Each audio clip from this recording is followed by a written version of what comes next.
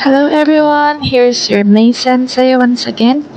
At for the part 2 of my video, nandito ulit tayo sa Dotonbori.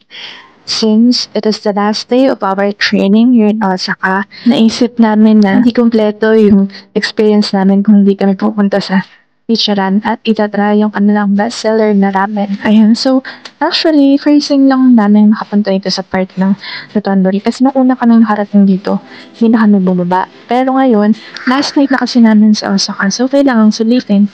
At kung papansin nyo, kahit na gabi na, sobrang dami pa rin tao. Pumunta rin kami dyan nung umaga, pero tingin din, sobrang dami pa rin tao.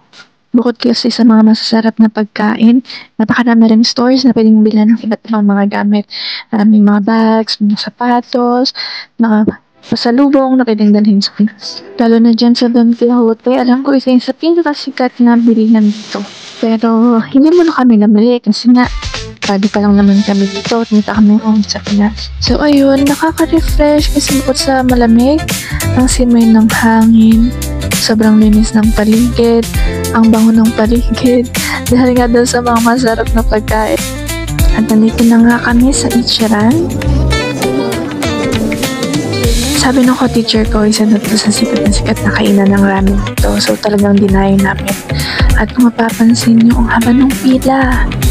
Ilang minuto kami naghintay bago kami makapasok. So, sightseeing muna habang nasa pila. At napansin ko, napakarami talagang mga gaijin dito or foreigners.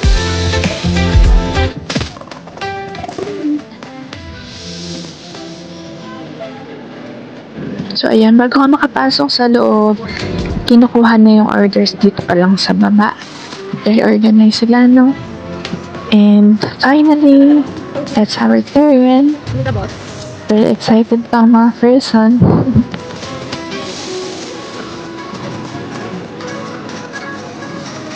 Then, as you enter, makikita mo yung dalawang machine kung saan papiliin mo yung ordering mo. Pwede kang mag-add-ons at paperan mo na.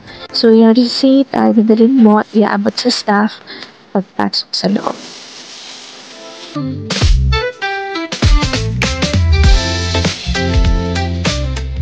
And finally, nandito na ako nakaupo sa loob ng Ichiran and I'm so excited to eat my ramen. This is my first time to eat ramen here in Japan, so sobrang excited. So that's all for today. Thank you for watching. Itadakimasu!